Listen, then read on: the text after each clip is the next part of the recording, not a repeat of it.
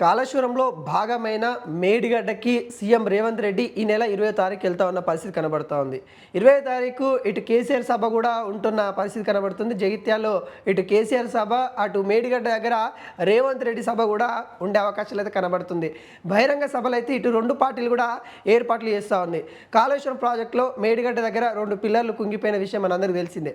దానికి సంబంధించి కూడా కాంగ్రెస్ పార్టీ అధికారంలోకి వచ్చిన కాంచెలి కాళేశ్వరం కాడ అవినీతి జరిగింది, కాళేశ్వరం ప్రాజెక్టులో అవినీతి జరిగింది, కోట్ల రూపాయల స్కామ్ జరిగింది, దోపిడీ జరిగింది అనే విధంగా ఆరోపణలు చేస్తూ ఉంది. దానిపైన పీసీ ఘోష్ కమిషన్ కూడా ఏర్పాటు చేసింది.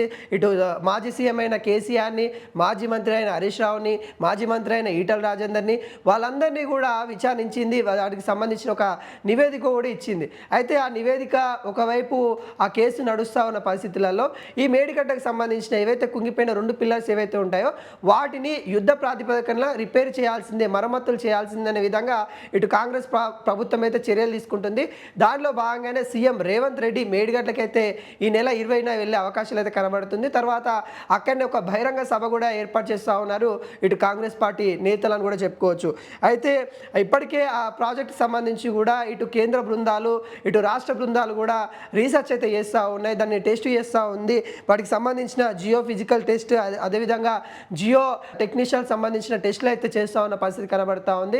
శాండ్ టెస్ట్ కూడా జరుగుతూ ఉంది. అక్కడ శాండ్ ఎంత మోతాదులో ఉంది, అక్కడ మళ్ళీ వాటర్ వస్తే మళ్ళీ వేరే పిల్లర్స్కి ఏమన్నా కుంగే అవకాశాలు ఉన్నాయా, క్రాకేజ్ వచ్చే అవకాశాలు ఉన్నాయా, వాటిపైన కూడా కొంత దర్యాప్తు అయితే చేస్తూ ఉన్న పరిస్థితి కనబడుతూ ఉంది. మొత్తానికి కాళేశ్వరం ప్రాజెక్ట్ని మళ్ళీ ఉపయోగకరంగా అయ్యే విధంగా ఇటు ఏదైతే కమిషన్ల కోసం కాకుండా ప్రజల కోసం చేసే విధంగా ఇటు రేవంత్ రెడ్డి సర్కార్ తీసుకురావాలనే ఆలోచనలో ఉన్నట్టు కూడా క్లియర్ కట్గా కనబడుతూ ఉంది. అయితే అక్కడ సరస్వతి అంత్య పుష్కరాలు కూడా ఉంటాయి కాబట్టి వాటికి సంబంధించి కూడా ఏర్పాట్లు ఎలా ఉన్నాయి, ఆ పుష్కరాలకు సంబంధించి కూడా తెలంగాణ ప్రభుత్వం ఏర్పాట్లకు సంబంధించి కూడా అక్కడ ఏ విధంగా జరుగుతూ ఉన్నాయి, వాటిపైన కూడా సీఎం రేవంత్ రెడ్డి సమీక్షించే అవకాశాలు అయితే కనబడుతుంది. తర్వాత అక్కడ బహిరంగ సభ ఉండే అవకాశాలు అయితే కనబడుతుంది.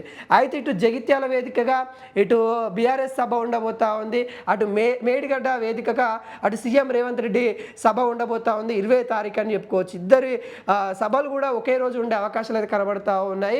మరి ఈ సభలలో ఇటు ఏం మాట్లాడతారు? ఇటు సీఎం రేవంత్ రెడ్డి ఇప్పటికే అనేక విధాలుగా అధికారం కోల్పోయిన బీఆర్ఎస్ పార్టీ పైన అనేక ఆరోపణలు చేస్తూ ఉన్నారు, అనేక అంశాల మీద తెరపైకి తీసుకుని వస్తూ ఉన్నారు. వాళ్ళు ఏవైతే అభివృద్ధి కార్యక్రమాలు చేశారో దానిలో కూడా స్కాములు ఉన్నాయి అనుకుంటా, అనేక కోణాలు ఏవైతే పథకాలు ఏవైతే ఉన్నాయో వాటిలో స్కాములు చేసి అన్నట్టుగా ఆయన తెరపైకి తీసుకుని వస్తూ ఉన్న పరిస్థితి కనబడతా ఉంది. ఈ నేపథ్యంలో అటు జగిత్యాల వేదికగా జీవన్ రెడ్డి కూడా పార్టీ మారే సందర్భం కూడా మనకు తెలిసిందే.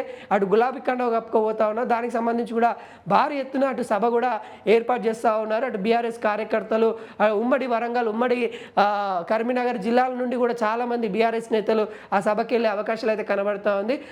అయితే అదే రోజు తెలంగాణ ప్రజలకి మేడిగడ్డ పైన ఇటు ఏదైతే కుంగిపోయిన 2 పిల్లర్ల పైన, అటు కాళేశ్వరం ప్రాజెక్టు పైన సీఎం రేవంత్ రెడ్డి కూడా సభలో ప్రస్తావించే అవకాశాలు అయితే కనబడుతూ ఉన్నాయి.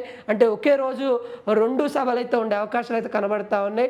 ఏం మాట్లాడతారు, ఏం చెప్పబోతా ఉన్నారు, తెలంగాణ ప్రజలకి ఏం సందేశం ఇస్తారనేది కూడా అంటే యావత్ తెలంగాణ కూడా వెయిట్ చేస్తున్న పరిస్థితి కనబడుతూ ఉంది. మరి చూడాలి, ఒకే రోజు 2 సభలు ఉండబోతా ఉన్నాయి.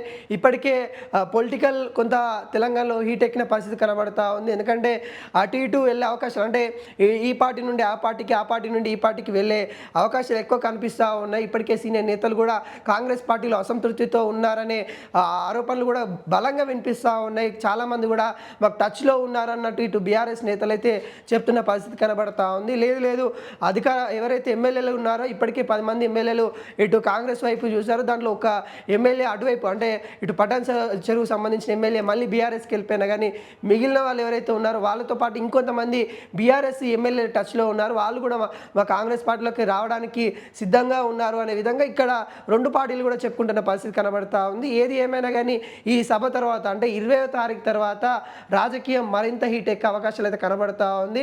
ఇటు ఆరోపణల పరంపరం కొనసాగే అవకాశాలు అయితే కనబడతా ఉంది. మేడిగడ్డ పైన సీఎం రేవంత్ రెడ్డి, అదేవిధంగా సీఎం రేవంత్ రెడ్డి పాలన పైన బీఆర్ఎస్ నేతల సభ 2 కూడా కొంత హీట్ ఎక్కే అవకాశాలు అయితే కనబడతా ఉంది. ఇప్పటికే సమ్మర్ మస్తు హీట్ అయితే ఉంది, మనకందరికీ తెలిసిందే. ఈ నేపథ్యంలో ఇటు 2 ప్రధాన పార్టీలు కూడా మరి సభ ఏర్పాటు చేసి సభ పెడతా ఉంటే మరింత రాజకీయం హీట్ ఎక్కే అవకాశాలు అయితే కనబడతా ఉన్నాయి.